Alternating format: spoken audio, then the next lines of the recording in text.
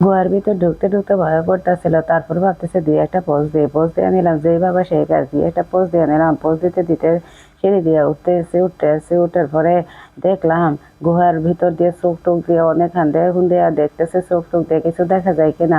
কতক্ষণ পরে দেখলাম চোখের অনেক দূরে এদিক সেদিক অ্যাঙ্গেল করে দেখলাম, তারপরে দেখলাম বনরই বা কিছু একটা শিয়াল টাইপের কিছু একটা রশি ধরে টান দিতে হিটে ফালায়। ও মা, যে হিটের ধরে টান দিয়েছে সামনের দিকে আরো বিপদ, সাপ এসে আমার কামড় দেয়। এইদিকে হনুমানটা আমার গায়ের উপর উঠে গেছে। তারপরে বলো যে দেয়ালের ওখানে আছে, শুনছে আসলে বাস্তবে এখানে এসে শুনছে গুহার ভিতরে দেয়ালের ওখানে আছে। দেয়াল ফাটটা দেখি গো, ও মা, বাঘের গর্জন শোনা যায়। বাঘের গর্জন শুনে আমি তো বাঘ আমাদের থাবা দিয়েছে, আমি বাঘের থাবা ধরে ঠেলে ধরে আছি যেন আমার করতে। ও মা, এরপরে দেখি গুহার ভিতরে হাতি, একটা হাতির পা তুলে তো ও মা, দিকে দেখি টুইনে দিকে হাতির পায়ের তলা ফিসে যাইতেছে। তারপরে একটা দেখি দুইটা একটা মতো আমার আটকে রাখা হয়েছে। তারপরে এখান থেকে আমাদের তো হনুমান বাঁচাইলো।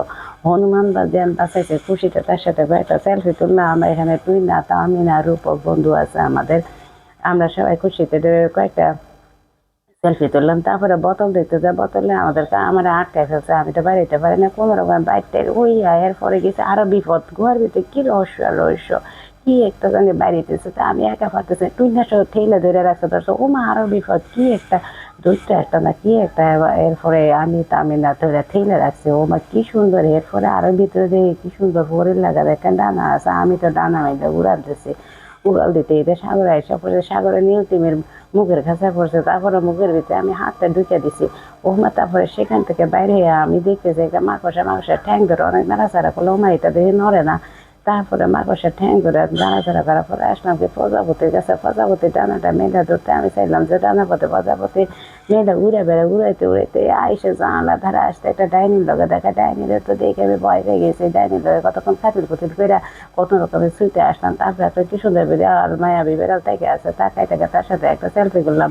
এরপরে ঘরে শুরু রহস্য আর রহস্য। উমা, দেখি কি কি সুন্দর একটা বাড়ি পেন্ট করা যায়। আমি তো রং তুলে দিই এটাতে, রঙে কিছু রঙায় টঙায় চলে আসলাম। রঙানো আসার পর দেখি ও মা, আমার ভাগ্য তো খুলে যে আলাদিনের প্রদীপ পেলাম। আলাদিনের প্রদীপ থেকে স্যার একটা নিয়া, ও মা, বিপত্ত কাটটা কি ভাগ্য খুলে যাবে। এরপরে আবার গলা চেপা ধরছে, কি পাইলাম, নিয়ে নেওয়ার জন্য নিয়ে নিল।